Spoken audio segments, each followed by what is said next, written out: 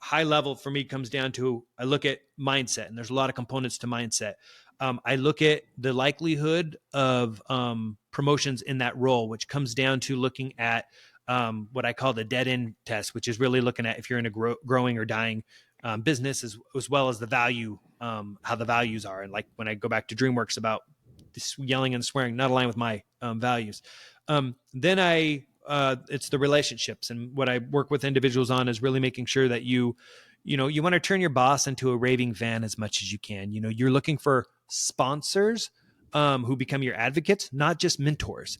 And a lot of people, again, struggle with some of that. So that's one of the areas we work through, and some like psychological hacks that make that a little bit easier, including on ourselves, because usually we get in our own way more than anything. But that's why that mindset foundation is so important, because the relationships are built on that. They're built on emotional intelligence.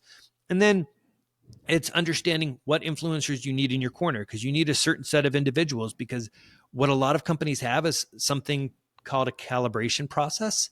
And behind closed doors, they're basically going to say, okay, what should we do with Michael this year? What does Sarah get over here? What should we do, with, James? And they're going to go through, and they're going to, in essence, play a game with your life and say, well, this person here, I think they deserve this. Maybe this one gets well, you want those people in your corner so that by the time that conversation happens, you've got advocates in the room for you. So joining us today, we have Michael Merrill on the second episode of Tout ici, a bit of Franglish podcast. I'm amazed to have you today. I've went through some of your content and what you're doing. You have a remarkable career. Some noticeable aspect of your career, I think we can mention your 14 years at Disney, working as an executive director, as well as working for Netflix as a global head. Pretty impressive. I can't wait to speak more on what you've learned throughout your career, your lessons and your successes. And I think more recently we can highlight that you've spent more than a decade, I think. You can confirm on that, but more than a decade on helping other people fast track their career and help them on that regard. That's right. Absolutely. And I'd say in that 10 years, that's the one thing as a leader is you're doing it as long as you're managing people, you're always doing it. But as a sort of side hustle, if you want to call it that, I've been helping people on the side with it for about 10 years now. That's awesome. Maybe in your own words, would you like to introduce yourself? Yeah, sure. So again, as you said, Michael Merrill, and I think you covered it really well. Between the life I had at Disney and Netflix after that, but ultimately now I'm playing in a few different areas. I have the Velocity Labs, which is where I handle the coaching side of my business, and where I'm working on a program right now called the Career Accelerator that helps people achieve more in their careers. But on top of that, I also play in some other areas. It's unfair to say that I'm not retired, but I'm in this interesting part of my life where I managed my money well and did well throughout my career enough that I've now been able to basically step back and say, you know what, in this post-pandemic world, I wanted to relocate the family to northern Idaho, live up in the trees. So we live on, lots of land here versus my lifestyle in LA, which was condo life when I lived in Los Angeles. So now been pursuing a variety of different things, growing the coaching business. Also, I play in real estate around some short-term rentals and some creative finance wholesale deals. And then right now I'm also looking for a business to acquire, because that's another chapter that I want to chart in my life. And then I also want to leverage those learnings to be able to help other people do the same. Because where I help people in their career is one thing, but really what I want to do is help people to unlock more of their own potential. Because a lot of people, go into life, we have a plan that, we're going to go get a degree, and then eventually life tells you, or society tells you, you got to have the family that follows. And then eventually you look to a retirement, which depending on where you're at, 65, 67, maybe later, maybe a little sooner. And I never liked that. I never liked somebody telling me a way has to be planned. So what I try to help others with now is with some of the knowledge and learnings I have of how they can chart their own course. And for some, that might be in their career.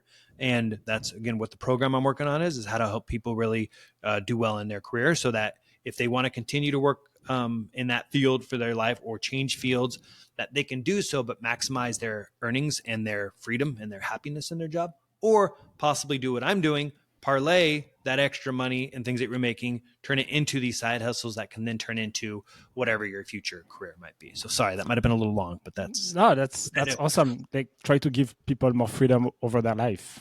Absolutely. That's it. I see, you just said it better than I could have. That's exactly it, because that's, I think, what most people do want. And sometimes you can get that in a, call it 9-to-5 career.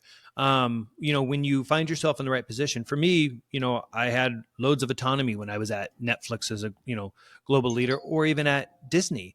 But you do need to reach a certain point, and you do need to be what I'd call a top performer to really stand out and have that autonomy.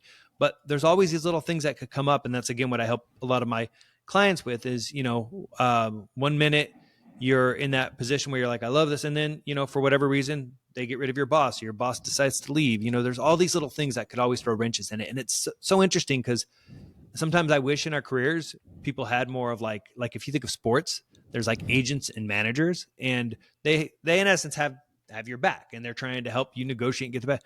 I feel like we need those in careers, and that's what I try to be to a degree for people.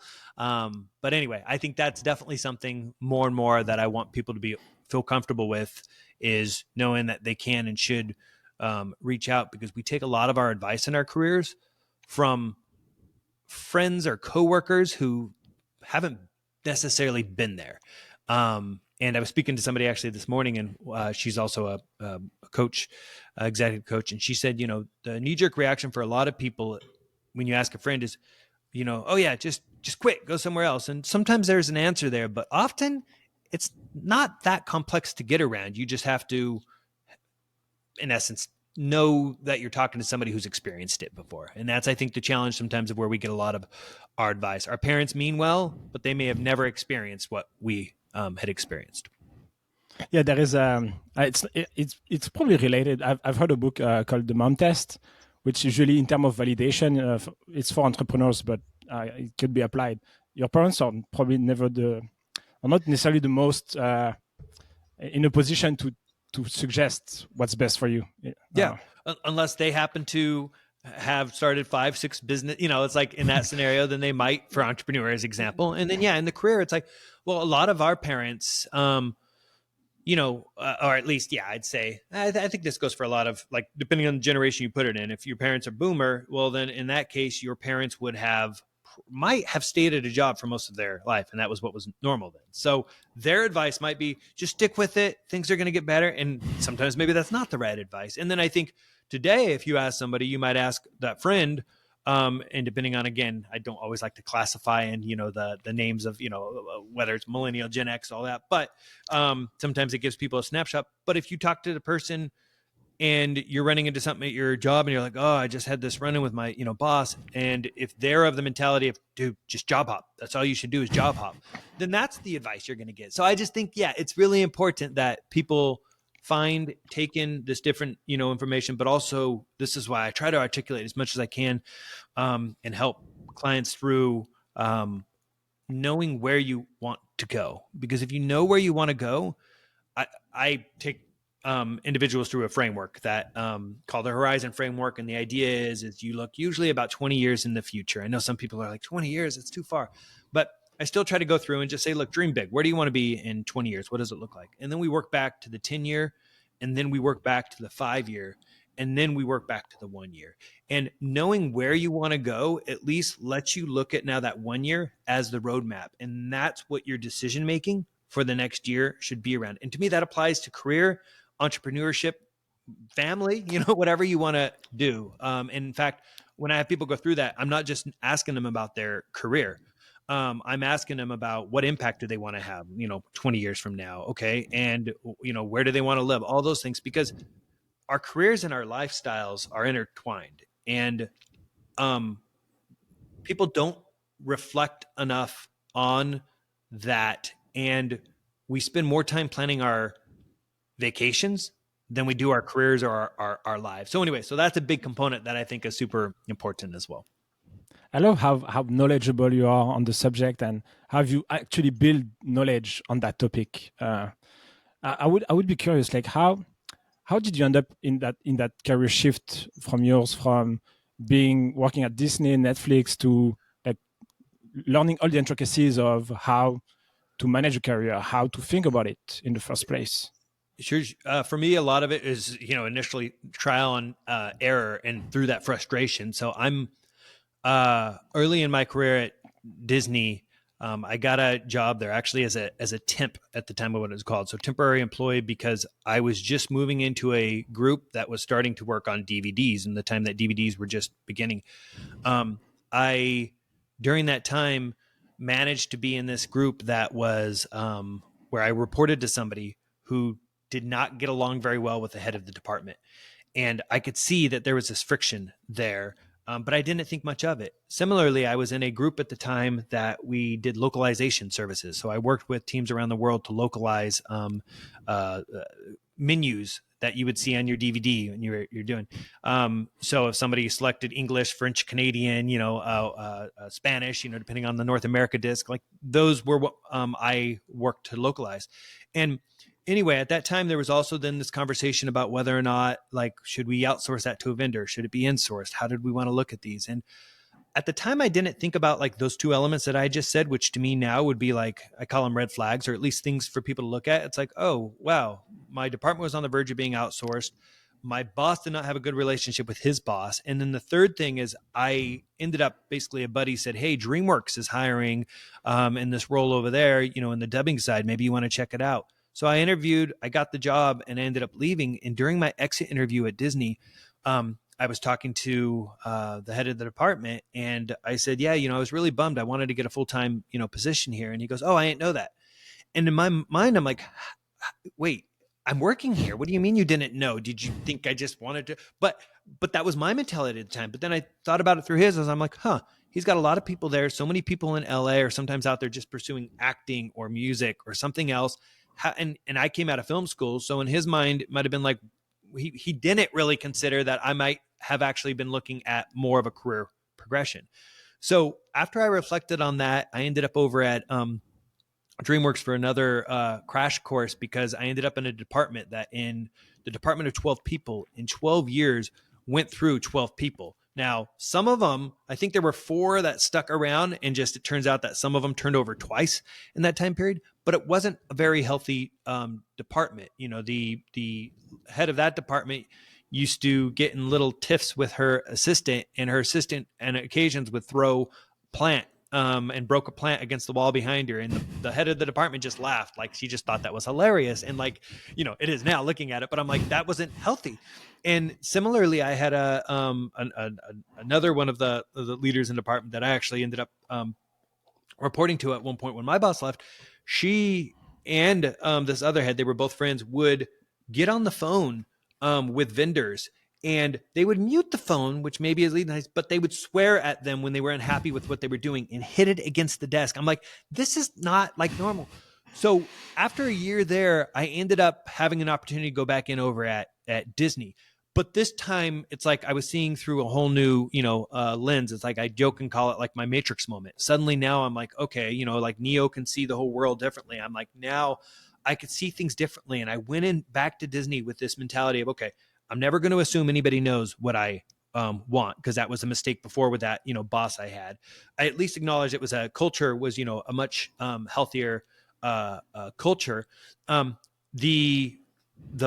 The boss that was there before that I did report to, he was now out. They did outsource the other thing. So like a lot of these things now that then became my learnings, I'm like, okay, I need to look at departments that are growing. I need to look at the relationships that the people, my boss might have with their boss, or my own relationship with the boss.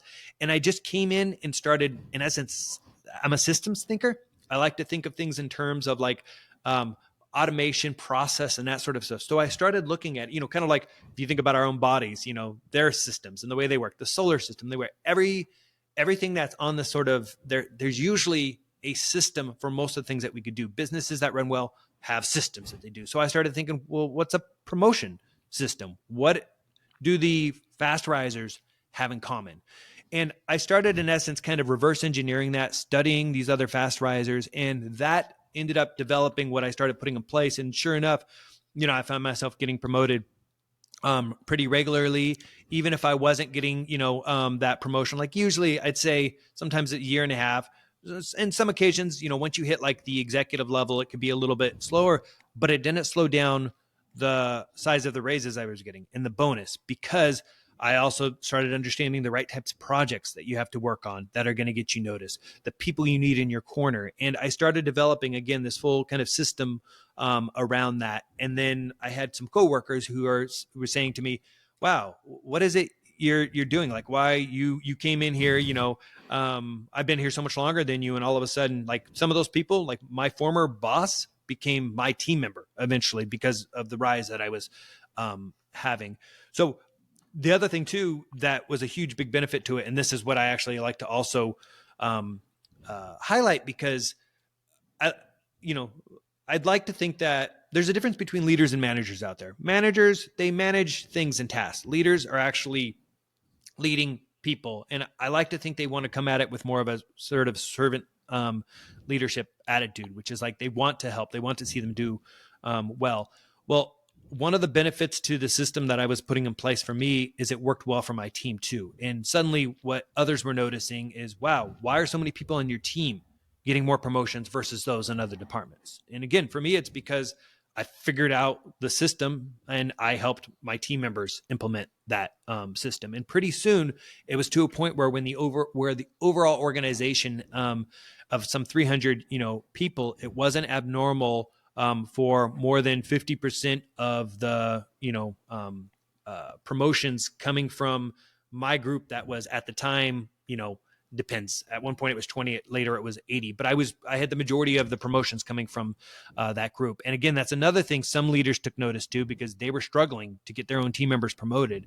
And so I started helping them. And that led to the birth of me launching my first early program that I've now, in essence, scraped as I'm remaking it again. And then taking on some clients. And right now I have a limited number of one-on-ones that I've taken on. I'm looking to expand that a little bit more now that I'm not in the full-time job, but in the clients range from, anywhere between, a lot of them are in the US, but I've also got a client out of, Cairo, Egypt. It's another example. Someone else out of Australia. Like, it's globally, because we all face these similar problems. Wow. And I love how you talk about your career growth. Do you think the system you're talking just right now, it has been the catalyst for you of your career growth, or is there something else? No, I would say that's absolutely it. Yeah. And again, and it's, I can say that because in others that I've helped do the same, they've had some similar success, but you could still hit these barriers with it. Like I still hit personally barriers, like decisions that people have to make. When I was at Disney, for example, and decided to leave to Netflix, like I hit one of those moments where I'm like, okay, I can play the game, or apply the system only so far when you start hitting certain bottlenecks. And just as an example of that, when studios, as an example, and Disney especially, was leaning in towards, trying to do more hiring around diversity and inclusion, which I can appreciate and understand. But what that meant, me being a white male, is that wasn't going to help me advance anymore there. And that's eventually where I'm like, okay. And to be honest, I had been with the company for so long, and for some reason, I always internally, like, it's not how I envision myself. I envision myself more the entrepreneurial way. So this Netflix gave me this like bridge of jumping, because I wanted to learn more about their culture, but also acknowledging that at Disney, I wasn't going to find my pathway. The leadership said, you are definitely somebody who's the future leader of this group. But I'm like, I wasn't interested in that waiting game. And honestly, it hurt me anytime I did watch and see that another person got hired because, they were looking for a female in that role, and I'm not, fitting that mold. Again, I can respect and understand it, but it meant that there wasn't the match anymore for me there. So Netflix was that kind of new start. But again, at Netflix too, I had changed, roles in my 3 years there, moved from, leader over asset management to global leader over technology operations. And once more, no matter where you're at, you are still going to run into a lot of these same core things. There it was like, okay, there was a boss who I didn't really care much for their vision, or there was a lack of a vision. And that makes it hard when you're a team member and that vision lacks. You can do, you do your best to create one for your team, but ultimately if that lacks in the organization, there are ways to work around that. But at that point, I'd hit a place mentally where I'm like, I don't want to play that game anymore. I now want to go play my own game, which is ultimately what took me out of there. But to directly answer your question there, though, I mean, everything I have within the system, which high level for me comes down to, I look at mindset, and there's a lot of components to mindset. I look at the likelihood of promotions in that role, which comes down to looking at what I call the dead end test, which is really looking at if you're in a growing or dying business, as well as the value, how the values are. And like when I go back to DreamWorks about this yelling and swearing, not aligned with my values. Then it's the relationships, and what I work with individuals on is really making sure that you want to turn your boss into a raving fan as much as you can. You're looking for sponsors who become your advocates, not just mentors. And a lot of people again struggle with some of that. So that's one of the areas we work through, and some like psychological hacks that make that a little bit easier, including on ourselves, because usually we get in our own way more than anything. But that's why that mindset foundation is so important, because the relationships are built on that. They're built on emotional intelligence. And then it's understanding what influencers you need in your corner, because you need a certain set of individuals, because what a lot of companies have is something called a calibration process.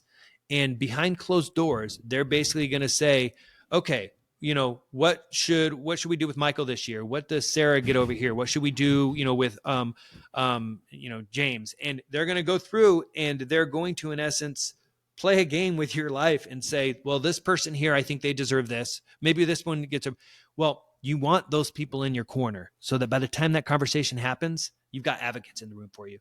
So that's another piece. And, there's a couple of different people there, as well as like thinking about what your next level role is and really understanding that, which goes back to the career master plan and that horizon framework I mentioned, because people need to understand that component so they could really get there and then get the right people in their corner. Then it's a matter of understanding, because sometimes people aren't necessarily just looking for the promotion. Sometimes it's just more money. The same system applies. It's up to you if you want to, move on to managing people, but you may hit a cap where if you don't want to manage people, you may not get much more money than, you're at in that specific role, depending on what I call is their unique promotion criteria. Every department and even boss has one, let alone the company. But then from there, you're looking at your some evaluation to understand what your market value is and how you determine that.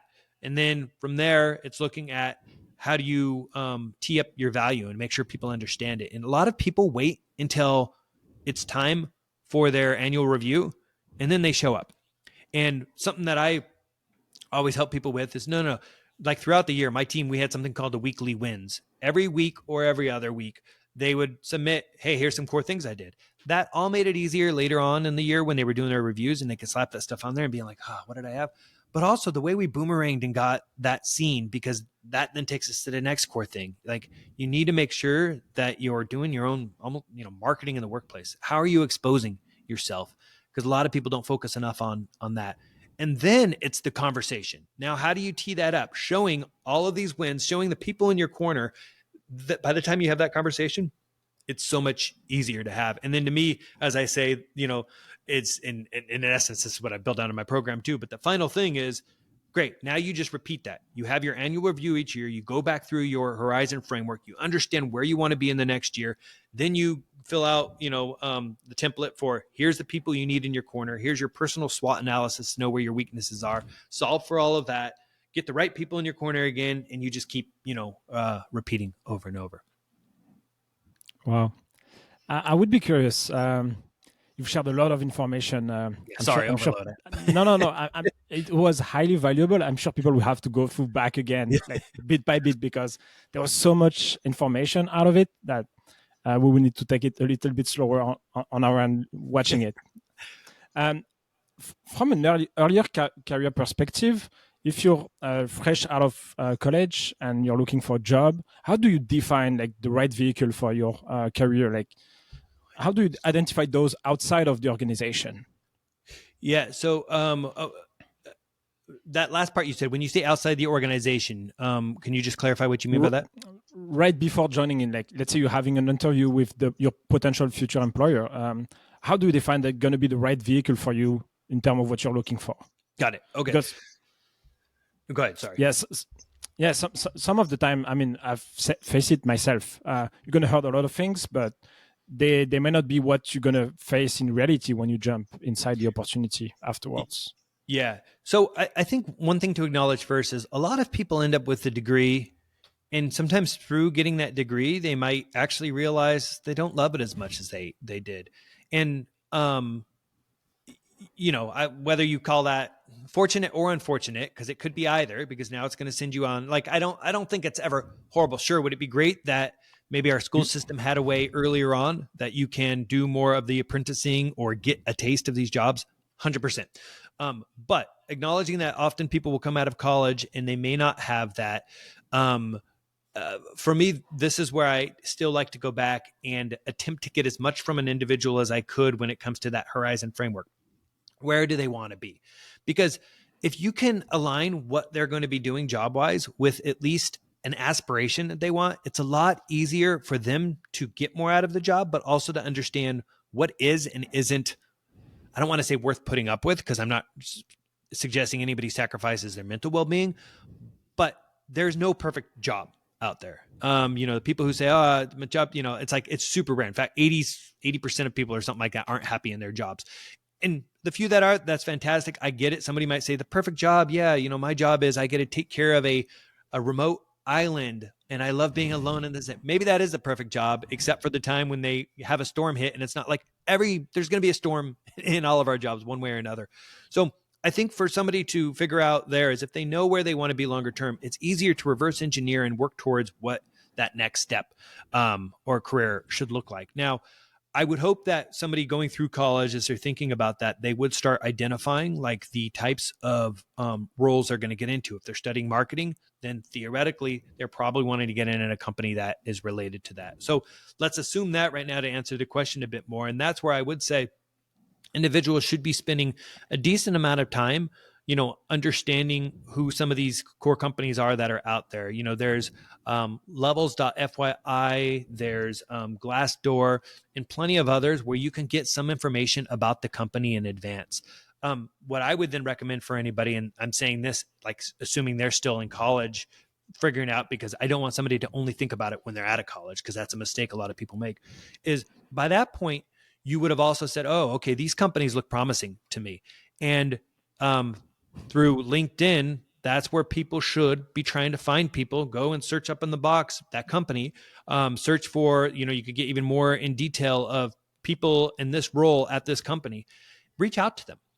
Some of them, because it's LinkedIn, you may not hear from them for 3 weeks, 4 weeks. So start in advance. Some of them are active. Awesome if you can find the active ones, and that's where you want to start kind of commenting and liking their posts. Give them, that's how you can give them value without knowing exactly how you could add value to them yet. But then from there, try to get to a point where you can get them on a telephone to understand about the company and the role. Because the more you could do that in advance, the more you could filter out ones that feel like a good fit for you, and possibly start getting mentors already, which is going to give you a big advantage. And an even bigger advantage if you find that you get hired at one of these companies and you realize it's not what you expected and you want to jump to another one because you've made a good friend with somebody at the other company.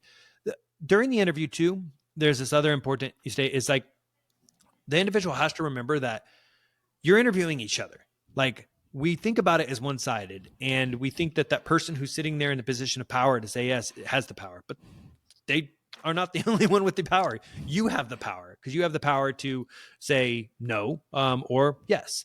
So I think it's really important coming in there to get a really good sense of the company and actually ask questions like, what's the turnover rate like here? And look, there's not going to be a company who says, they asked us about the turnover rate. They're too nosy, we're not hiring them. It's like, and if so, by the way, they're not a fit for you anyway. You want a company, my perspective, my values, that are going to be transparent with that. But you want to look for a place just like they're looking for places to catch you off guard sometimes by asking you stuff about, well, give me an example of this, because people show up to interviews and they lie. Well, similarly with hiring managers, they may tell you a more happy story than what, you're really facing. So it's like, know what you're willing to and not willing to compromise, and position yourself with your own questions there. One thing I will say that people usually make a mistake at in interviews is they don't actually have enough good questions. And it comes across negative because they don't look like they're really excited about the role, and because you want to hire somebody who is, going to be inquisitive and who's going to be a problem solver. Like, I've always wanted those. I always try to hire. I always ask questions about what books they read because I'm looking for the growth mindset type person. So I know I jumped to a couple of places to answer that, but I think there's a few places where those decisions need to be made. And then I'm just going to add one more to it, which is knowing if it's not working out, don't feel like you got to keep putting in loads of time if it's not working out. Granted, there's a self-awareness. You need to know if it's you or if it's something that's truly out of your control. If you're in a place where somebody keeps saying, to you to do something that's, again, against your values, that's usually the best way to determine for me. And that could look like you have to do something illegal. That could mean a place with sexual harassment. That could be a place that instead, maybe you got a job there because you thought that this organization was more charity, driven. And it turns out they do nothing like that. They just market that to, like, all of those things. A person should make the call. There was a term at Netflix we used, and other companies do too, but it's, hire slow, fire fast.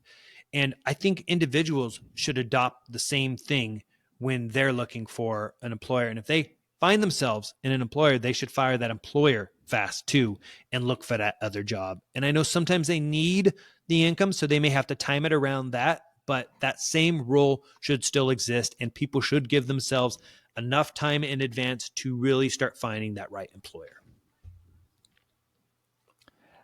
From the moment you're in your current role and you're finding the steps toward your career growth, have you ever been in a situation where you feel it's the right vehicle for you? Like, you've experienced positive experiences, so that's what you want for the coming years, but you're hitting a point where it's difficult, like, to wait until that point. It's coming for you.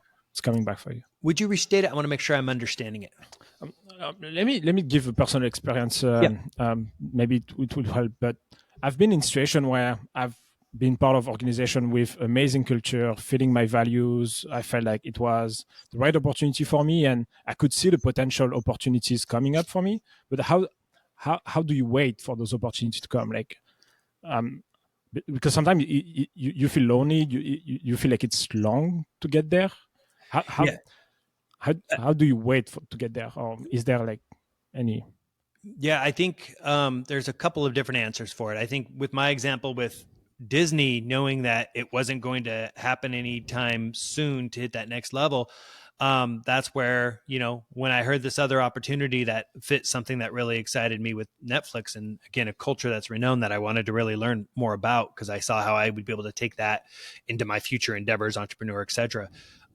So I think in that case, it was acknowledging that, look, that wasn't aligned with, and there were two things there for me. One, waiting for me also meant delaying more of my own dreams and aspirations. So that's why I knew I couldn't. I might have been like one more year just to hit that level, there may have been something I did.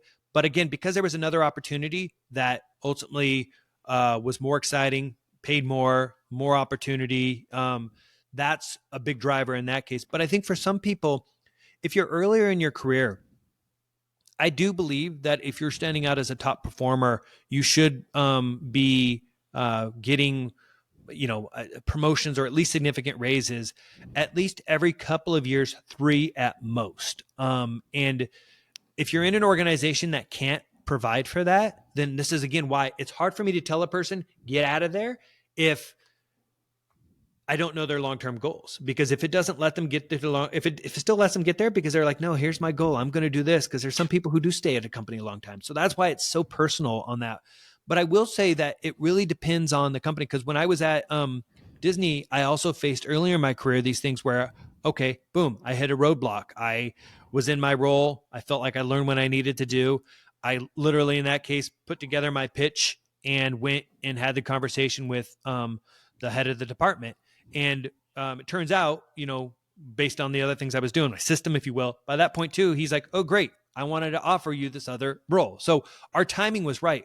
But in another case, working for that same boss, actually, I hit another barrier because they at Netflix, they were perfectly fine with having multiple roles of the same title report to each other. It was normal there. They hardly actually ever had almost every executive was the director there. You rarely had, that it then almost went to president. Very, very few VPs at the time I was there.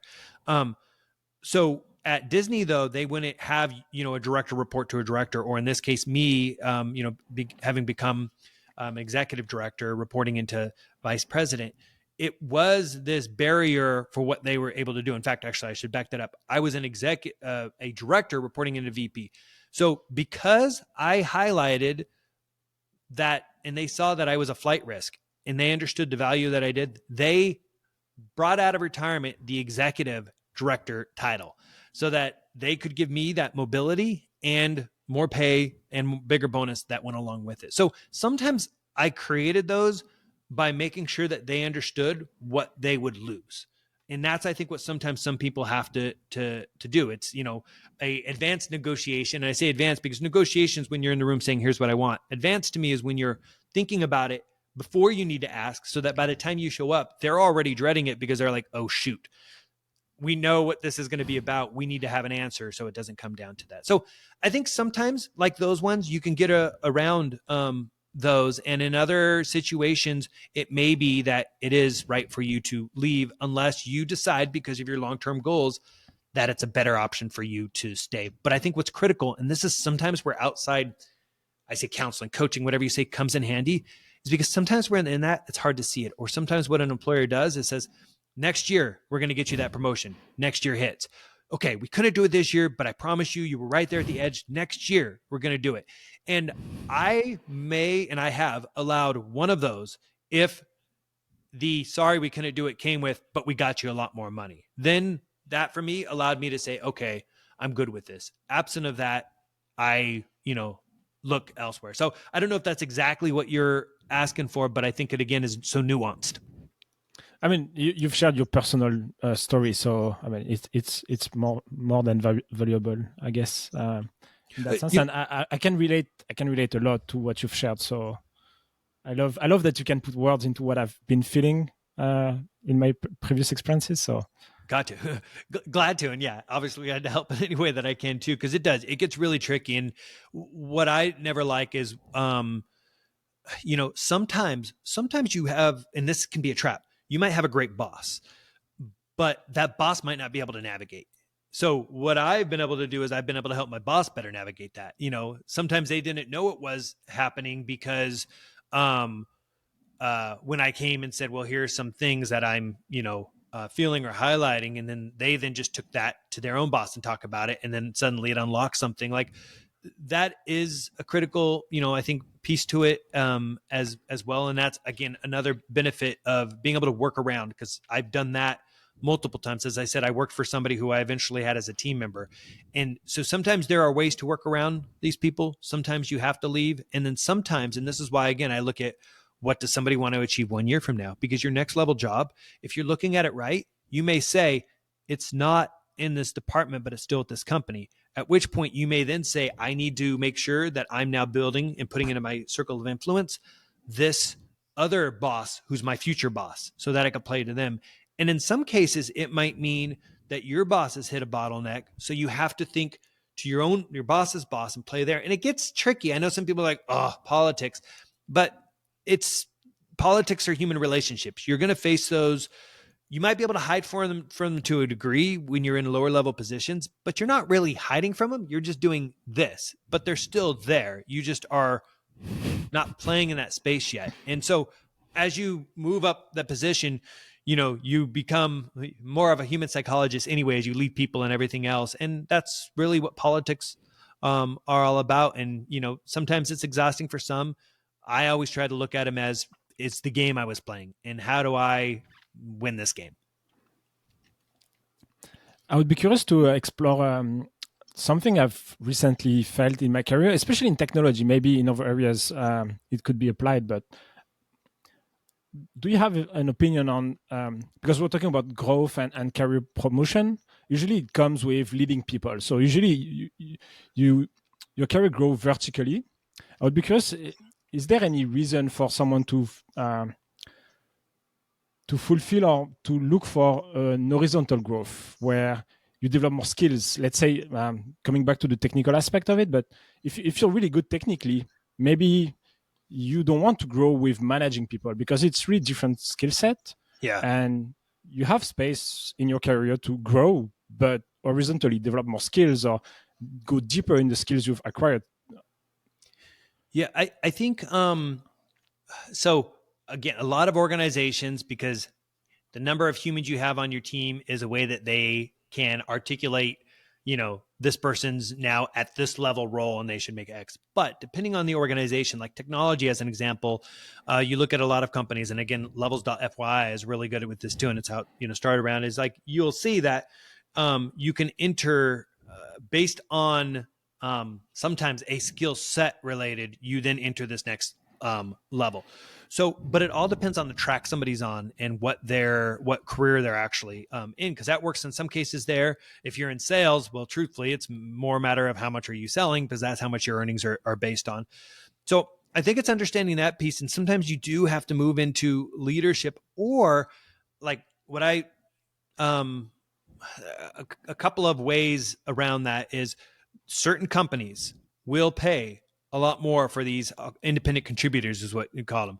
And understanding that is key. And I'll just use an example of engineers, because engineers in Silicon Valley get paid a lot more than they might in other, fields. And in particular, in same media industry and technology at Netflix are going to get paid a lot more. And there were actually, because of the type of caliber of people Netflix like to hire, they had ICs there that were making over $1 million a year, which is, ridiculous. But at the same time, it's not, because this person was seen as valuable enough. And that's where I think it really comes down to, and where a lot of people struggle, is what your value is and how you articulate it. Because if you're in an organization, and this happens, all the time. And by the way, back to your other thing about how I got good at some of this, to think about systems, because I've had thousands of team members either, applying for roles or on the team. So it's like, I've been through it, seen them all, seen the challenges they've faced, as well as coaching clients. But one of the things that, or mistakes that a lot of people will make, is that they will come at it and say, hey, I've been here for 4 years now, I should be making X money. And it's like, okay, what qualifies you now to make that versus when you got hired? Like, this isn't a tenure based thing, but again, in some places, tenure does matter. In unions, it matters if you're playing outside of your classification. Like, there's a rule around all these. And again, understanding that for each person is important. And then understanding what the industry is paying is important. And even though it's uncomfortable for some, this is why you need those relationships and those friends. And it goes back to what I was saying before about the connections you might make, because you can find them through some of these online tools, but you really want to hear it from another human. And again, something that was great about Netflix, they were open to the idea of go apply for jobs, understand what they're getting paid. That helped them to know they were paying top of market, because that was their goal. But that was unique to that company. So I think for individuals, then, you need to be able to know what you're actually worth, and you need to articulate why you should earn more money if you're not using the normal rules for promotion, which might be, you've now hit IC. To be a manager, you need to manage people. And in order to do that, that means 3 people. And now you have to figure out how you do that, which again, I help people move into those positions too. But if you want to remain as an IC, then you will have to, I think, do a couple of things. If that was me, I would say, okay, the value I bring to the company, let's just say I'm $100,000 a year employee. Do I bring $700,000 in value to the company, and every other employee brings only $300,000? Figure out a way to articulate that, because then top performers usually do about 400% more contributions than others. It's not abnormal for them to therefore get paid 20 or 30% more than the other people. You may not get the 400% difference, but you can still get more. But the key is to make sure you're involved in those projects. And if I just use an example here, again, back to something that worked well for me, I was always looking for ways to systematize and automate things. which then meant at the end of each year, I could be like, I saved the company $3 million this year. Most people weren't doing that. That made me stand out. That's $3 million a year in savings, some years more, that the company would lose if I went somewhere else. So that's how I think an IC can still do it. I've seen some managers who've stepped back to IC roles because they didn't want to be a manager, and they're really good solving some of those problems. But this is kind of one other key thing that people have to keep in mind is some people who are asking for that raise, they might work on 5 projects, but those 5 projects might only contribute $50,000. Whereas one person might work on one project that's contributing $500,000. The person might compare themselves incorrectly and be like, I'm doing 5 projects, they're doing 1, but they're doing the one right project. And that's the critical piece to keep in mind. Have you ever felt the imposter syndrome throughout your career, and how did it manifest, if so? Never. I'm just kidding. Always. It lives with me all the time. We have to dance together. Now, as I kind of restart this next phase, I'm facing it day in and day out. Like I probably need a live-in psychologist to help me.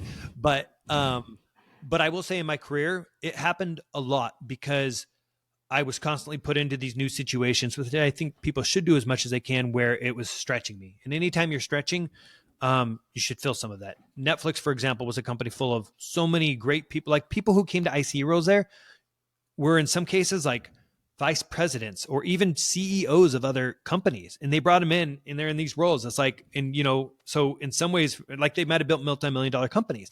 So when you're surrounded with people like that, you're always feeling that way. And I joke there that it was like this thing where it's like, I'd have these days where I'm like, okay, like for a moment, I think I figured it out, but it's like a roller coaster. And I'm like, nope, but even at Disney, while it might not have been that same, I don't want to say level of talent, there was lots of brilliant people at Disney, and I learned from so many brilliant people. But I will say that because I was constantly put in these new roles, sometimes I was like, oh boy. But I was usually trying to play up to the next role, so that helped position me. Like I believe that people should always be not playing to the role they're in, but playing to the role that they want, because then that makes it almost inevitable, if you will, and it's a lot easier of a conversation. But when I call it paranoia, call it what you will, but I constantly have, that voice in my head that's, whether it's questioning I'm good enough or whether it's actually questioning what if this isn't good enough, or what if I fail at this? And, they all blur together. It's fear. And that sometimes gave me an edge too, because whereas some people might dismiss that, I heard it.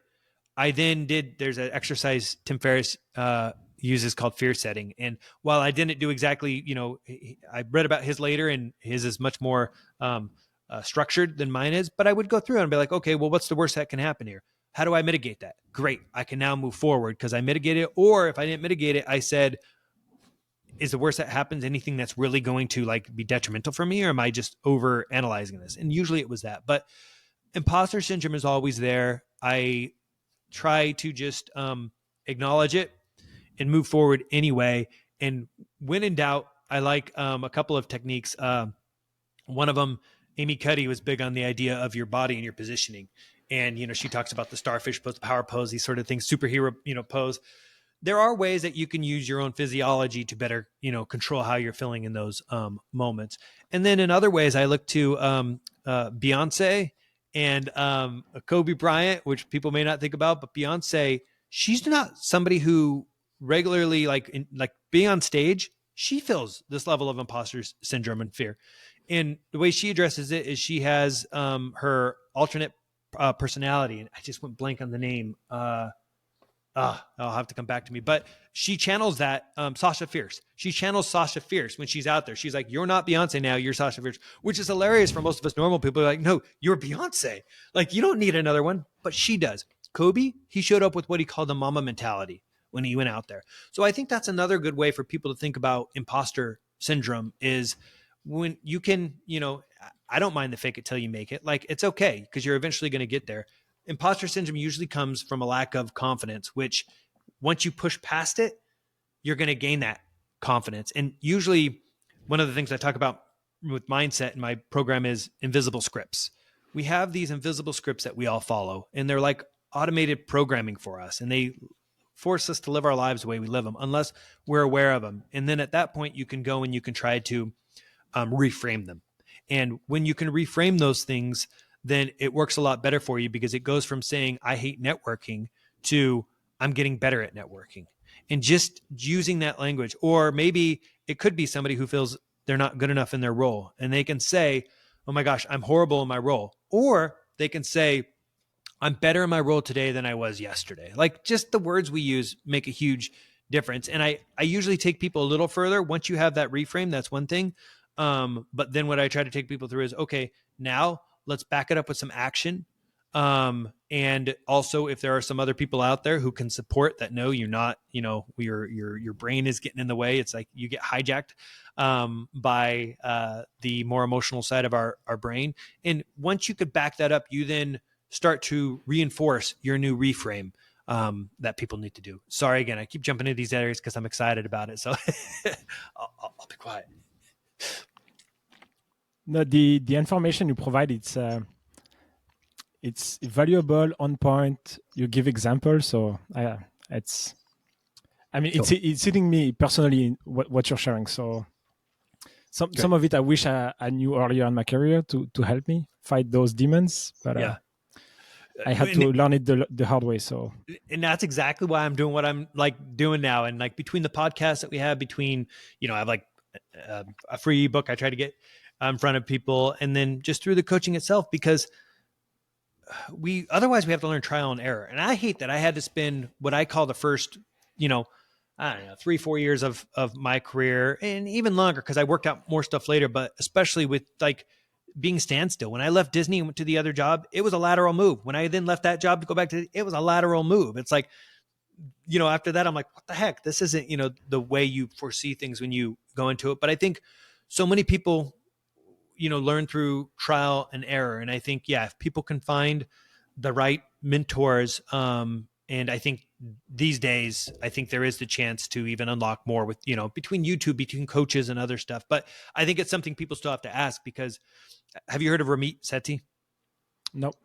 So Ramit Sethi, he's wrote a book. It sounds very like he wants to take your money, but it's called I Will Teach You to Be Rich. And he talks about his different ways in there about how he got good with money. And anyway, he has different programs out there, including like a dream job program, Zero to Launch, how to launch your business, and a bunch of others. But for him, what he really, tries to focus on, actually going back to some of the invisible scripts, that's an area where he's big on, getting people to really identify and hone into. But Ramit, he has so much of his content and stuff he does make available for free for people, but he makes it a point to highlight that the challenge sometimes people face is we spend so much time searching for this content. And sometimes what we do once we do that is, we think that the game is over. Like, okay, great, we now have this knowledge. And it's like, again, there's so much nuance to it, but also it can take you, if I've read, well over 500 books, if not higher than that, over my life. I read about a book every 2 weeks or something like that. And I consume all this stuff. Well, what Ramit's big on, and the idea of, is how you digest this stuff down for individuals so that they can then have all of that. And it's hard for people because we don't want to think sometimes about investing in that, because it's like, well, it's all out there for free. Like, yes, but how long will it take in the trial and error? And how long is it going to, take of your time to actually learn all that? Whereas there are some people out there who have done it. And that's what I've tried to take on as my own philosophy as I now look at my next chapter. So as an example, for short-term rentals, when I got into those, I signed up for a program and a mastermind with somebody named Rob Abacello, who is big in the short-term rental space, successful YouTube channel on it, great guy. And that was what I decided there, because that was going to help me to get to the point where I would then get my own property, which I have that property in Dahlonega, Georgia now, 2,000 miles away from me, that, I'm managing to operate remotely based on what I learned there. For business buying, similarly, I signed up. It's a company called Acquira, and they provided me a lot of, despite being an executive, there were still things I didn't know because I always had teams like on the finance side handling forecasting. So there's some of the things I had to figure out. And for me, I'm investing in that to be able to make sure I understand and can apply some of these things. And even back to Ramit, Zero to Launch was his course I invested in so that I could learn when I first launched a course and got into coaching programs. So I think it's so important for people to do that and do it early. Like one of the things I think I want to try to figure out is how to make my program more accessible for those who are not even just out of college, like finishing college. Like I wish this was a program that was taught to people, well, even maybe before college, but that's jumping the gun. Maybe that's a slightly different one. But by college, because I think just there's so much value in people going out and mastering their mindset, and then understanding how they can surround themselves with the right people and the right knowledge to get there faster. There's a book called Who, Not How. I don't know if you've heard of it. Excellent book, but honestly, the title gives it all to you.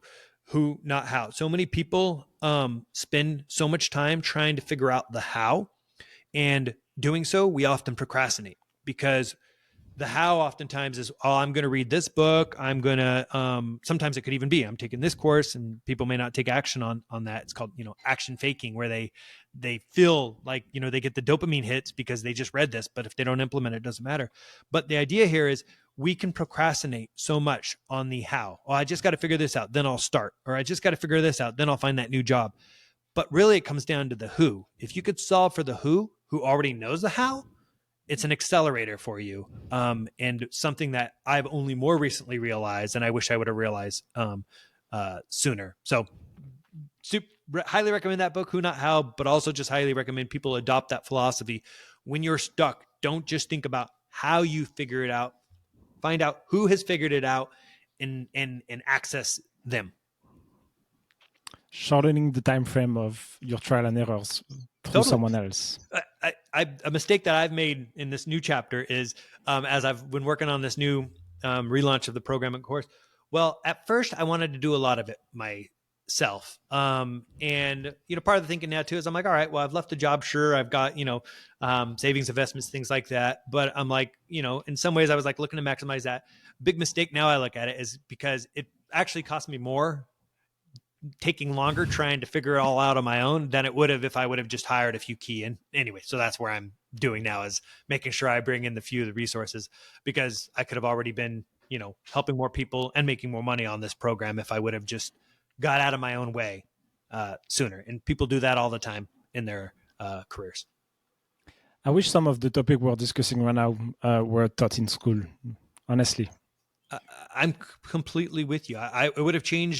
It would have changed my perspective greatly. And then I admit, I came out of college and nothing that I learned in college actually was applicable. I had a degree in cinema arts. I was a writer. I wanted to direct, get into that side of movies producing, but I ended up, getting a job in the DVD side.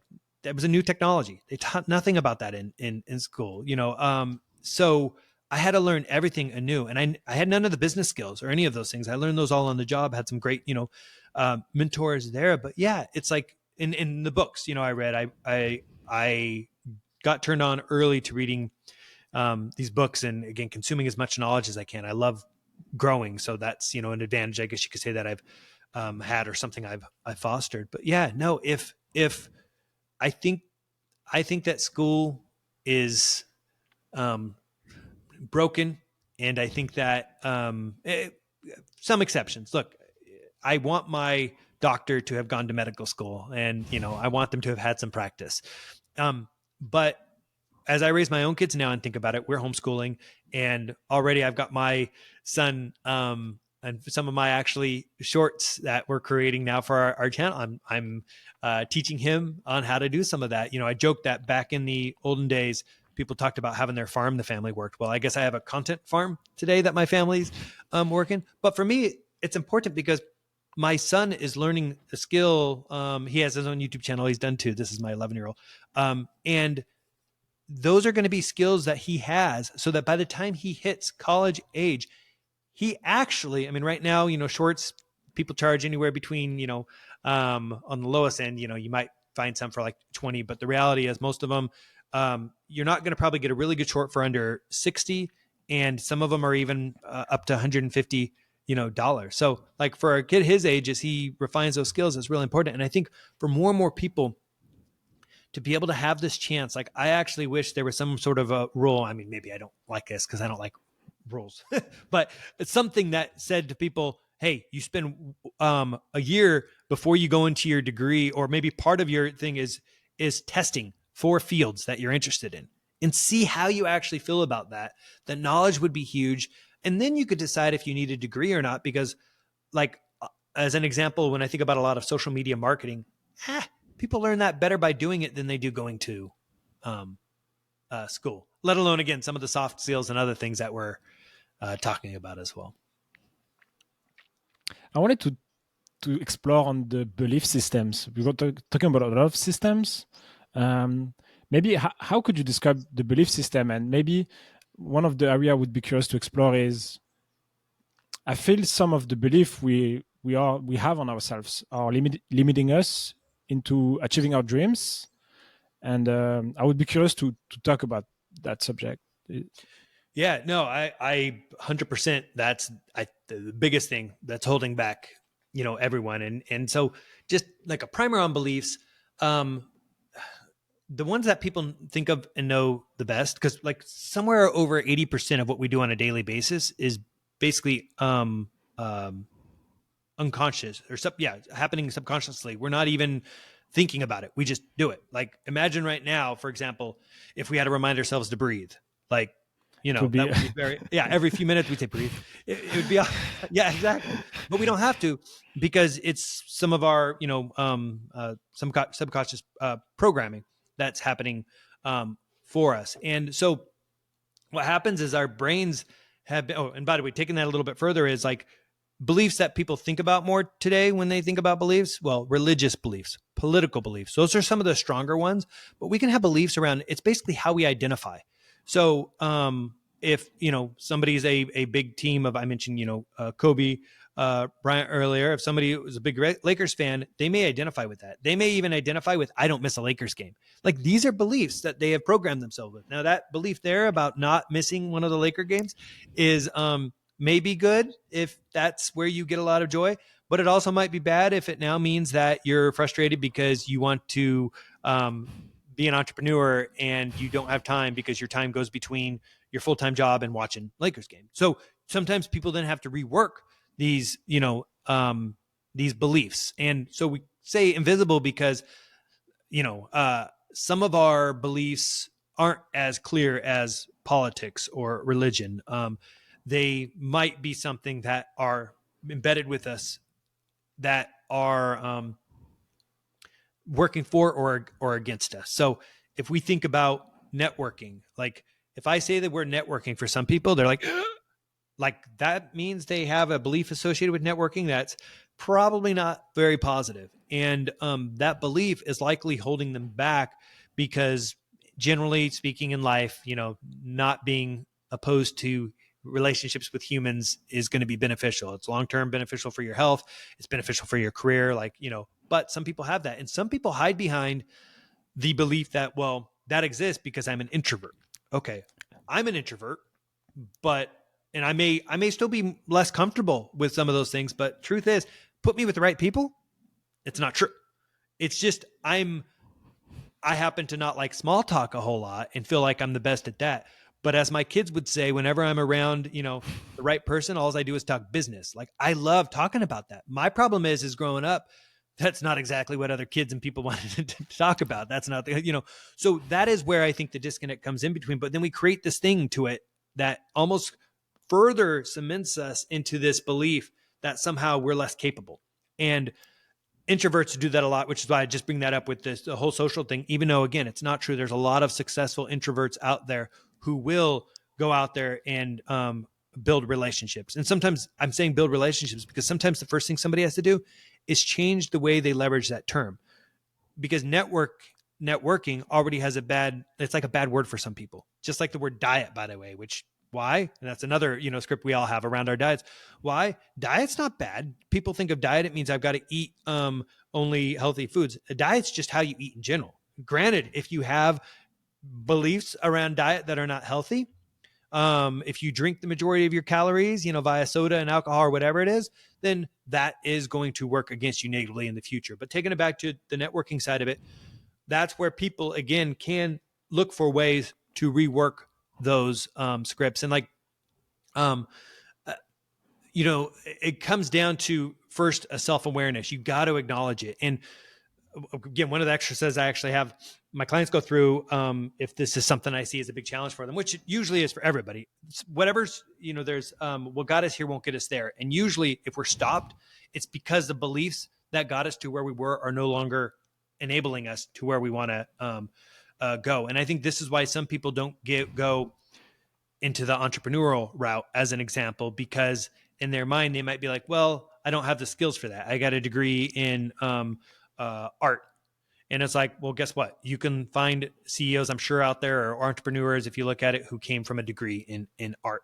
And sometimes they have to reinforce that there are the stories out there that help them to really believe and rewrite those beliefs to be able to get there. But I think it's one of the critical things that holds people back. It's one of the critical things I really wish they taught people in school.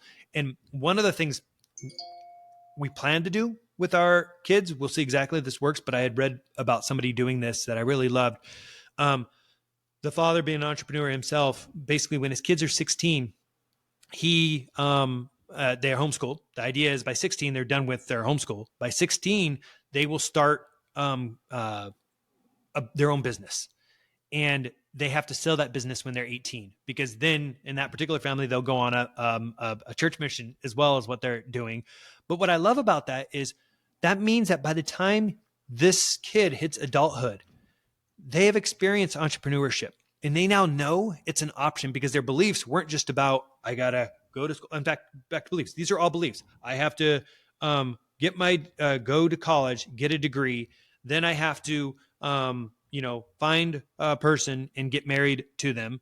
And then I have to put in X amount of time in the career. And then maybe along the way, I need to invest in a 401k. It's like, in fact, some people don't even do that, but those are all our beliefs. So what I'm hoping to do with my kiddos is by the time they, or using this guy's example, since he's done it already, his kids then by 18 know what it's like to have built and sold a business. Then they also, having gone on their church mission, they're going to get lots of rejection and other things that are going to come with, that, I'm sure. But also they're going to give their life for a couple of years to service. What I love about that is afterwards, you're now coming back. Somebody's coming back at 20 years old. The wisdom that person's going to have versus people who are just now still in school trying to figure out if they want, that person will now have faced so many of the things that become these beliefs for us that hold us back because we don't feel we can. So I love the idea of arming people with that. But that was my long story to beliefs, because they're so critical. They literally control what we do on a daily basis. If you don't control them, they're going to control you, basically. It's been enlightening for me when I found out about that we're controlled by beliefs. And they, as you mentioned, they could be great, they could be bad. It's how we define them. It's the story we tell them too. Yeah, absolutely. And you know what? Like a belief too, just an example of something that could go too far. There are some people who have good beliefs around, I'd say exercise.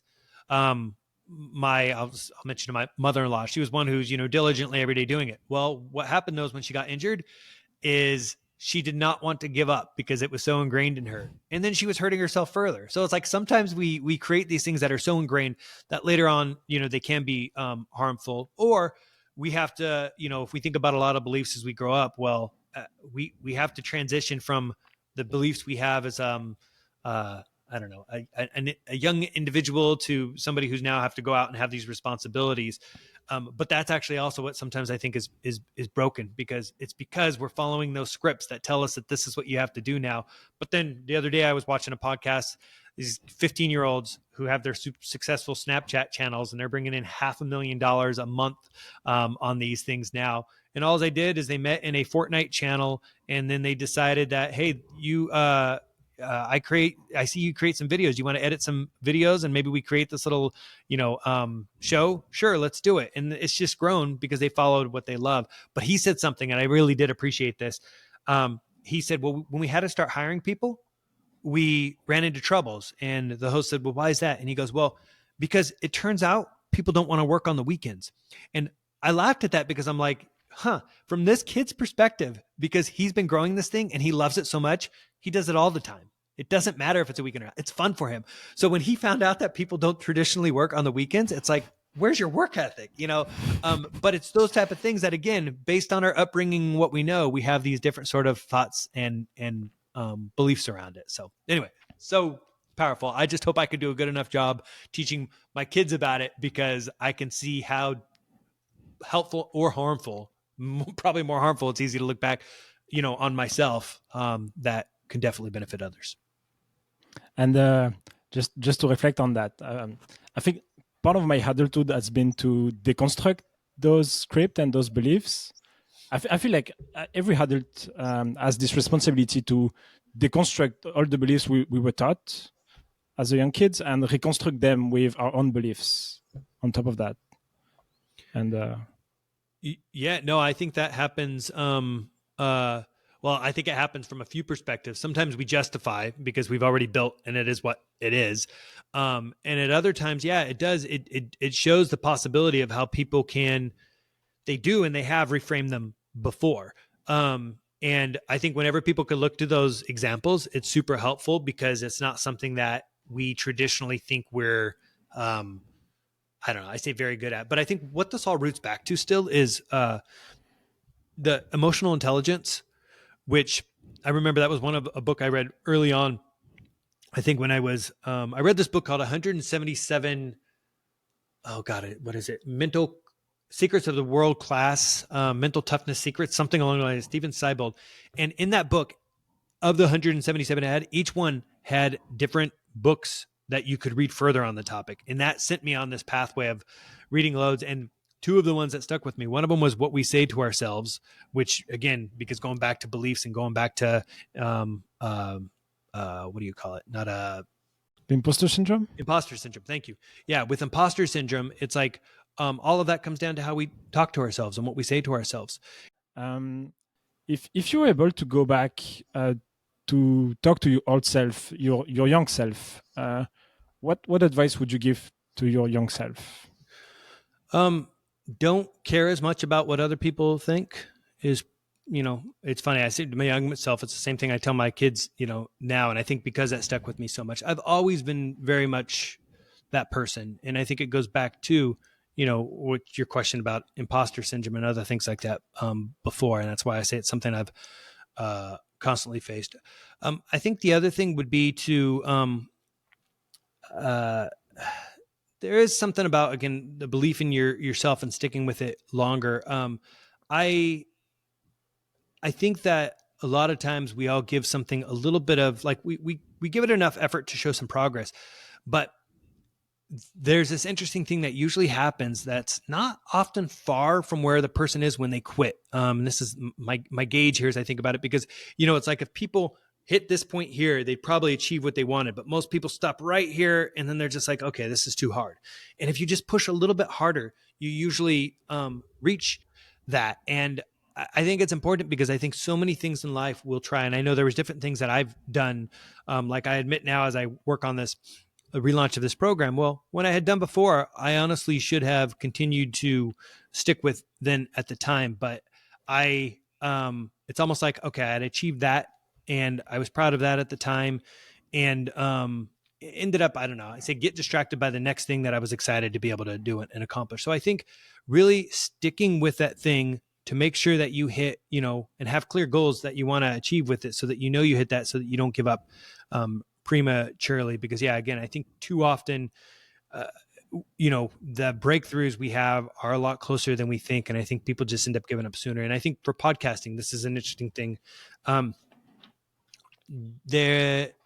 Most people with podcasts don't get over 3 episodes. And it's even more rare that they'll make it to, I think it's like even 6 episodes or something like that. Well, to be a top 1% in podcast creation, you just have to get to episode 21, because by episode 21, almost everybody else is left, and it leaves the 200,000 or so left in the world who actually have podcasts that make it past 21. So, and it's not that hard to get to 21. I mean, it is, don't get me wrong. I mean, it is hard to get there. But when you think about that in terms, it's like 21, that's that's doable. Digestible, yeah. Yeah. And I think, and then once you hit there too, you've created a certain momentum with it. And I think, so for me, that's something I think important both for myself and then I think for others just to consider is often we're there. And I say that because look, when I was writing my screenplays, I wrote 9 screenplays, but I wasn't very good at putting them out there and marketing myself. And that's something I've got better at. And that's probably another thing I'd go back and tell myself, get better at sales, because everything in life is based on, like, the sales is going to help you in all areas of your life. It'll help you in your negotiations. It'll help you if you do decide you want to go start a business, because being good at sales is just it's huge. It's there's not a place I can't think of that it really when it benefits somebody. So that would be the other thing I would look at is also go back and focus a little bit more on that. Wonderful. I have 2 upcoming fun section I want to cover with you. Sure. It's kind of my surprise section I kept from you. Oh. The first one is our pop quiz. Okay. It's good. You couldn't probably understand in French in our first episode, but I would love to cover it with you. It's a quiz format where it's this or that type of answers. Easy, fun, getting to know you a little bit better. Sounds good. And it forces me to not talk so much. So this is great. Let's do it. Yeah. Please have fun exploring the answers if you feel like so. Sounds good.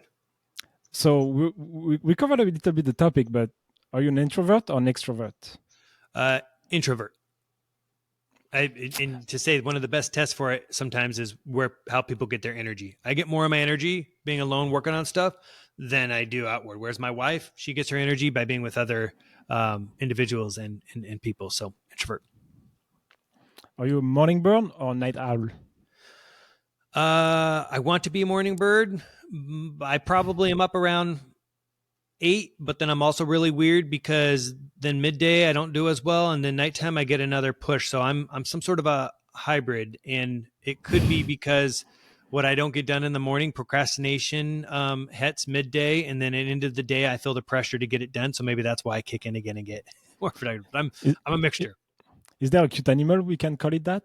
Right? I know. That's what I wonder. There might be, but I don't know. I'm like, what is that? Is that a cat? No. Like, cause they just lay around, do what they need to. Yeah. I don't know. But yeah, no, I want to be more morning, but I swear there's something that happens when I get up before 5 a.m. in the morning. I mean, honestly, if I get up before 6 a.m., it's back to, I think, probably some belief or invisible script I have for myself. If I wake up before that, I honestly feel like, I don't feel like I'm on top of the world. I feel a little down, like it's still dark out and these other things. But I do like to, as soon as the light comes up, I like to get up around that point, which I do a lot easier when I get to bed by, 10 and I'm not too much of a night owl. I would be curious, especially these days, are you an in-person, hybrid, or remote type of worker?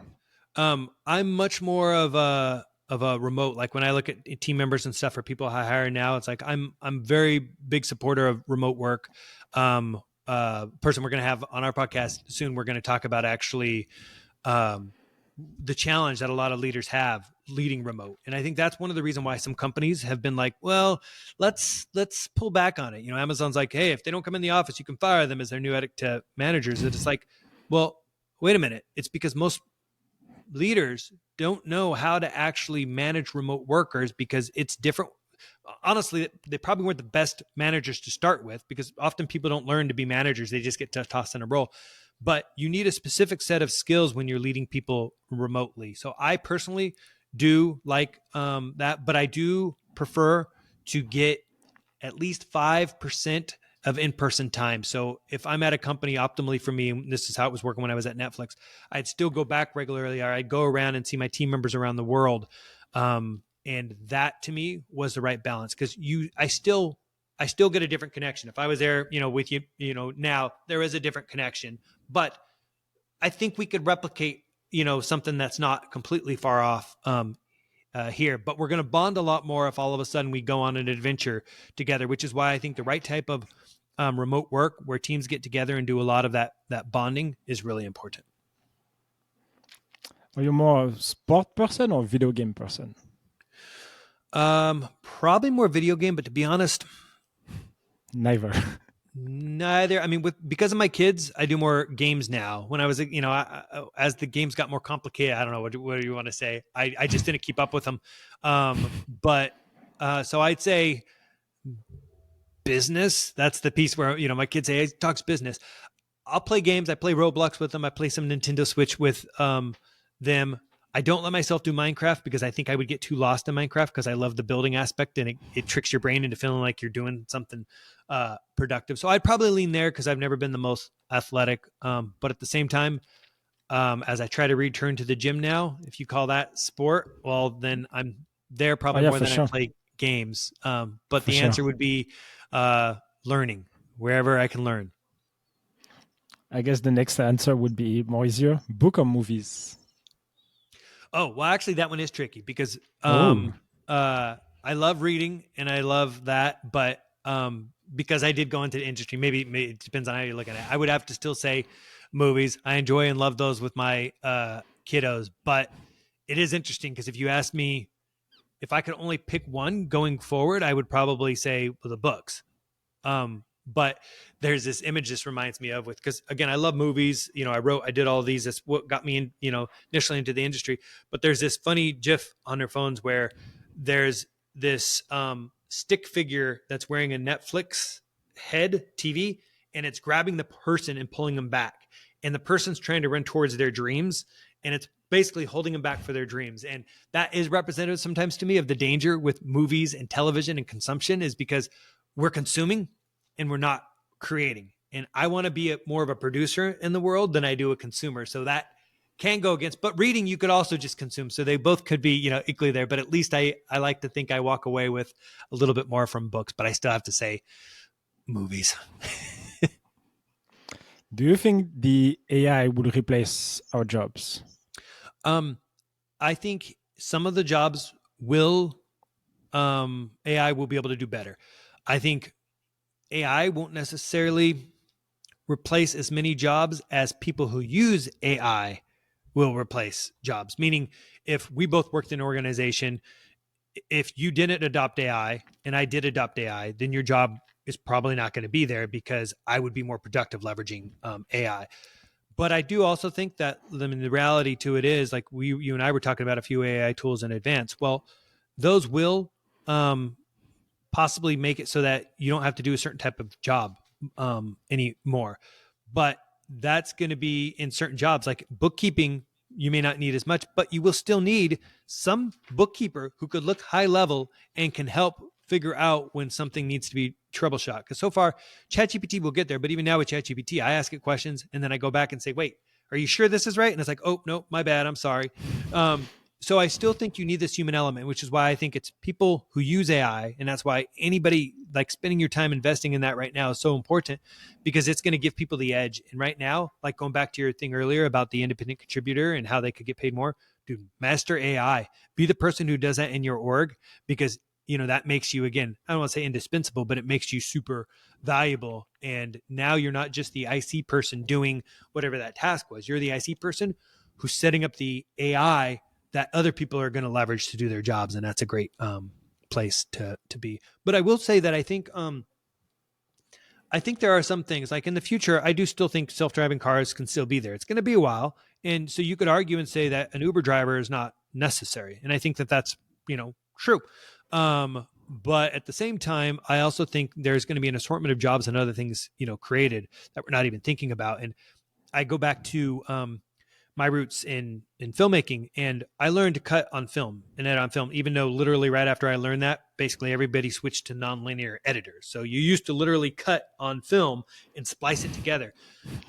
It was a great skill to learn to get my sensibilities for editing, which I think has helped, but it didn't help later when I now had to relearn those tools. But what happened is everybody said it's going to put all of the editors out of work. Well, most of them or several of them transferred those skills because the skill was still there. They just used a different tool to do that. And I think it's very similar here.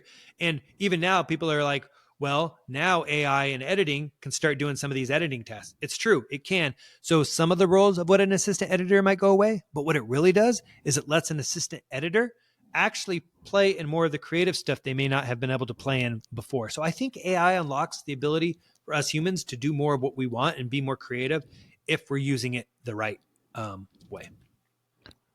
Getting less stuck on the operational tasks.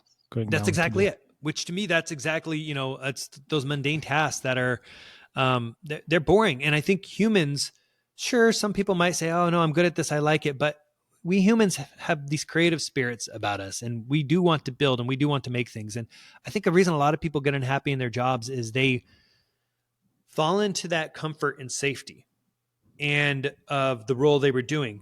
And they think they're happy because the paycheck tells them, well, I'm getting paid, and maybe even an every now and then promotion, right? But really, if they're not growing, then they're not having progress. And if they're not having progress, then they're not likely happy. Tony Robbins goes into this a lot because he thinks that's the one critical thing for happiness is progress. And I think this is why 80% of people in their jobs, not all of them, I think some of them can be bosses or punks, whatever, anything else. But I think it's because they're not having progress in their lives. And by the way, for me, that's why with my program still, or just anybody I coach, I don't like to just be like, what do you just want in your career? This is why the Horizon framework is so important to me, because I'm like, what do you want to achieve? Because I don't want to actually just stop with people at career. I want to know what's standing in your way to do the other things, because I want to help you get to those other things, because that's achieving Maslow's hierarchy of needs, is this thing, and people achieving that sort of high into the pyramid where it's more self-actualization and driving impact, like that to me is what I like to try to help people get to. And it turns out in our careers, if we can do that, I think we can get there a certain degree, but it's the reason why a lot of people are like, okay, the families, the pets, the other, like things that just give them more of that, purpose plugging. And sorry, I'm cheating here, because when I just said that, something triggered me. You asked me earlier too about if somebody was kind of stuck in their career. When I felt that in stages 2, that's where myself and I say a buddy, because we did some of them together. That's where we started side hustles. And in some cases, those were side hustles that we were successfully able to sell and spin off. And in some cases, those side hustles turned into like my coaching in the program and stuff that I have now. And some of them didn't go anywhere. But I think that's the other key thing. If somebody is in a place in a job where they're like, hey, they say, wait one more year. Do I wait another year? Well, I say, if you do, pack that year worth of so much growth and networking, so that if in 1 year they don't do it, you've got the relationships activated outside, and you power through so much growth that, like some clients I've worked with, I've had some of them who face that. And what it actually meant is they got back-to-back promotions and raises, because they had grown so much in that year that they got what they were looking for at the end of the year. But then the next year they were able to do. In fact, one person had that, and then the relationships developed externally allowed him to go the following year over there. And over the course of 3 years, he basically, took his salary from, in that case, it was around 150K to 450K, which is crazy. Don't get me wrong. That's not like everybody's results, but that's the power, I think, of people leveraging that time, and don't just wait, but invest in yourself. Are you more a coffee or a tea drinker? I guess I'd have to go tea, because I have Starbucks refresher drinks, which I think are made with the green tea leaf. Otherwise, yeah, I'll rock tea. I don't like black coffee, but you give me something that's got enough sugar in it, like mocha, and I'm in.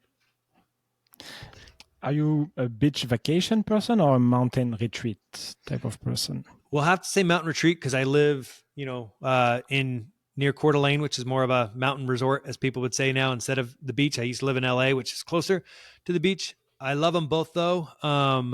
I visited a place last year that is amazing. Is it Olympic National Park outside of Seattle, where you get a rainforest and you get a beach. So maybe if I had to pick that, like, that's a pretty amazing, spot. Cause I like trees, and I like, the vastness, of the ocean, the beauty. Like, I love going on cruises. So actually, this is where maybe I'm a contradiction. When I went on vacations, oftentimes I like going on cruises, because it's less about the beach, but more about my hotel travels for me, and it makes it really easy with kids.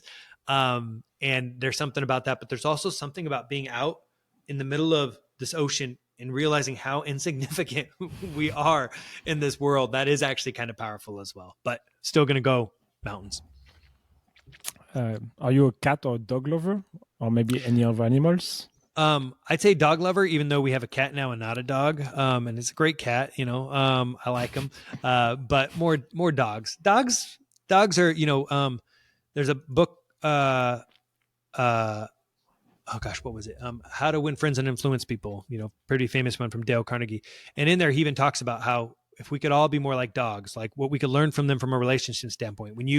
When a dog sees you, it's excited to see you. It's always ready to play, wants to be with you, wants to be at your side, like versus the cat, who's usually like, pet, like a cat wants more from you than, and a dog gives more. But again, our cat's great here, and it keeps down our, we're on 5 acres here, and it keeps down our mouse population. So I guess I appreciate it for that one. So I feel like I'm being, it's wrong that I'm, saying dog when my cat's, next door. So hopefully they can't understand this.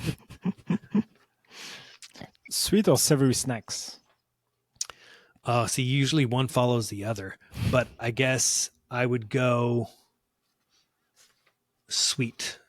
I have a sweet tooth, but when you said that at first, I had to go sour, I guess, but that could fit the sweet because I like my sweet sour candies too. But yeah, sweet. Well, my family unfortunately has a crazy sweet tooth, and if it's a fresh baked cookie, I'm done. I'll eat them all. Do you prefer home cooked meal or dine out?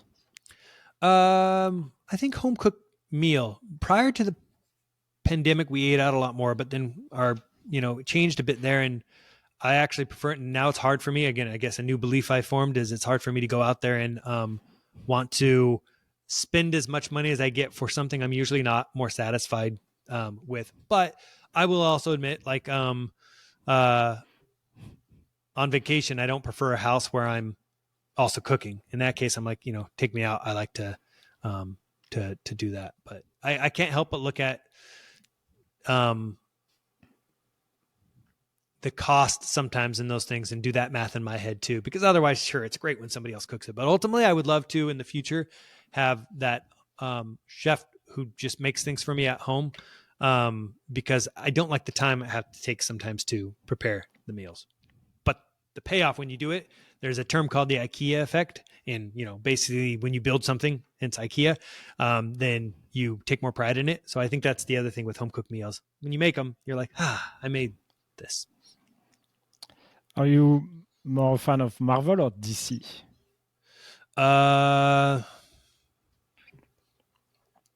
Marvel. Yeah, Marvel. DC hasn't been able to pull off their wins. That might have been DC 15 years ago, but Marvel's done such a great job with all of their movies. I would have to go Marvel, even though I like my old Superman and my old Batman, but that's kind of, they haven't been able to do the rest. With Marvel, I can name so many characters, and I love what they did with the Marvel universe, even though they probably have to start cutting back because I think they're sacrificing quality. But Marvel.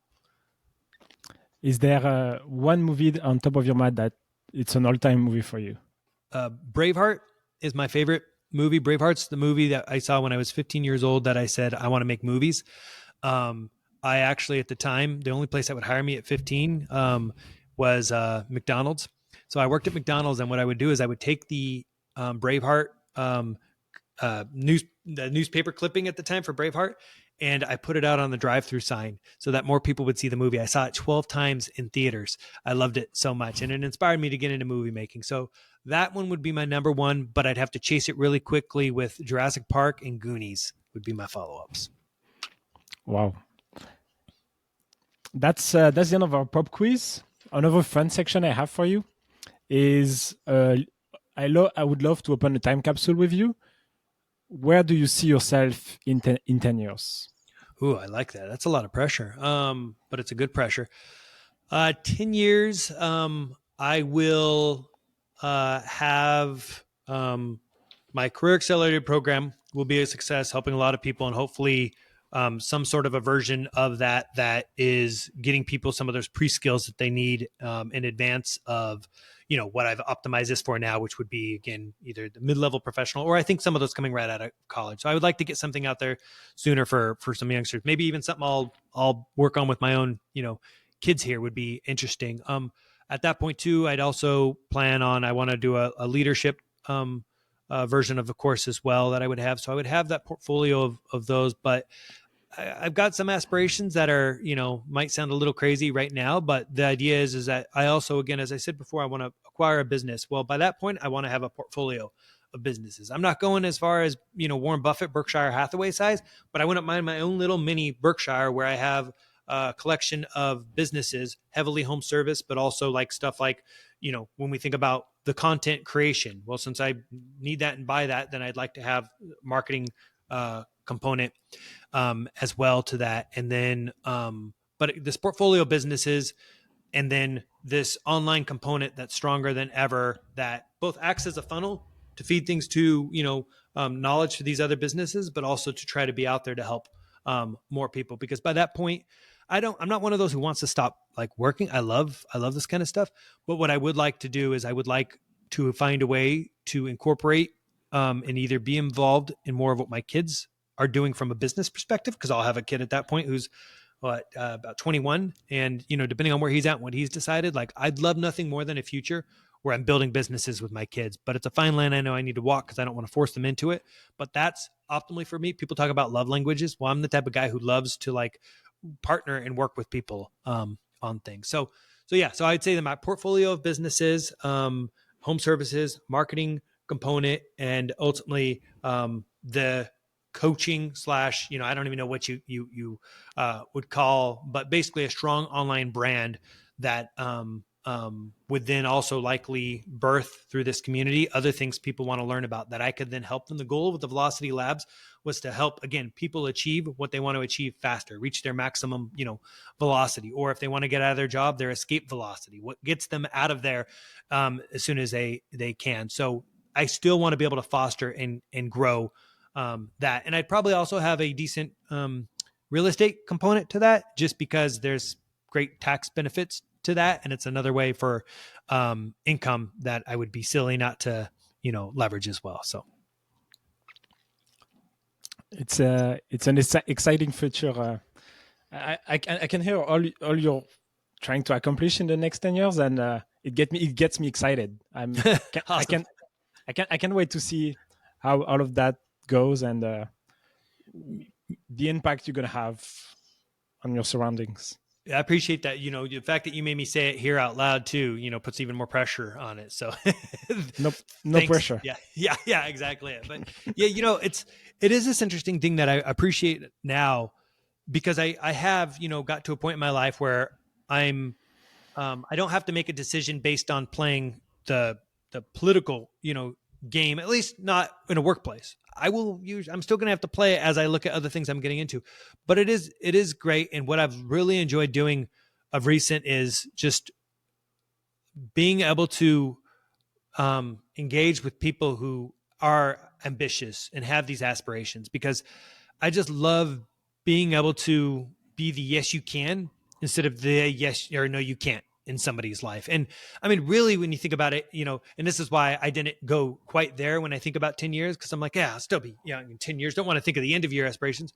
But, my hope is that, in 10 years, that I would have helped, hundreds of thousands of people, by that point, between the different, programs, coachings, and other ways that I can in the videos and things I want to create. So ultimately, that in many ways is what I want to create. And even the things like when I talk about that portfolio of businesses, well, what I want to do with some of those is make those businesses employee-owned businesses where they actually now have shares in the company, because now they're set up better than their retirement than they would get other ways. So each one of them, I want it all to still have this component that's trying to help others in the world. But again, not help with a handout, help with a, transformation, or like a new way of, I say a new way of looking, the child way of looking at things. We lose sight of, I think, when we're a kid, where we weren't as fearful of a lot of these things and we didn't let things get in our way. So just rewriting those beliefs.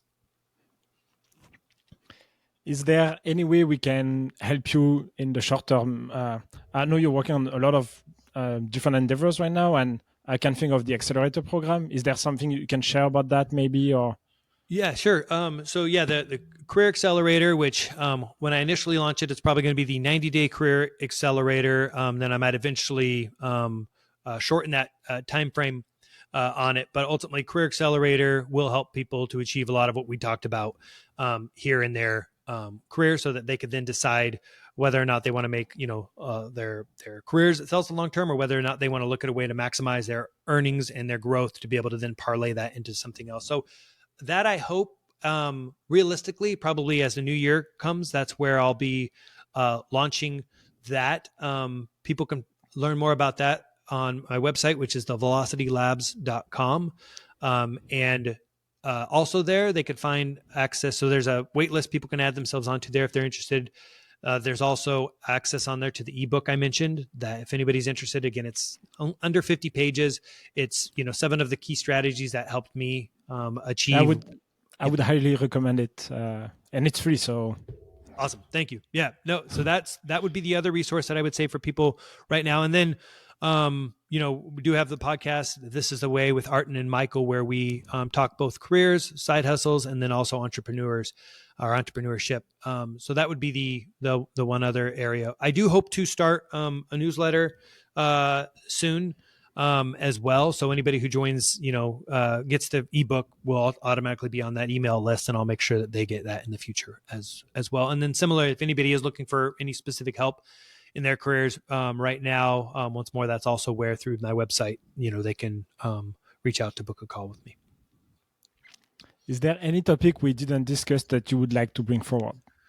I think this was great. I already feel like I people probably need a break. I've tried not to talk too fast, but I'm a fast talker, and I know I probably talk more than I should. So I think you covered them really well. You asked some really great questions. So there's not much more I would add this time that I could think about. But if things come up or things come your way, always happy to follow back up and tackle some of those topics. And I as I go more down the pathways of things, even like the business side of it or entrepreneur, I know we touched on a bit of that, but happy again in the future as your own podcast develops and what people are looking for, happy to dive in wherever I can assist. Much like you, I just want to help position people, for the success that they deserve in life, and preferably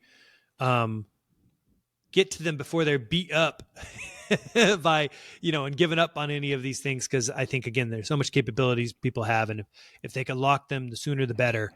Because I think that's just going to mean a happier, more successful life down the line. Thank you very much, Michael. I love the energy you bring, the positive energy you bring to this world. I can't wait to see what you're going to accomplish more than what you've already done. And appreciate it. You can count one more fan to your fan list.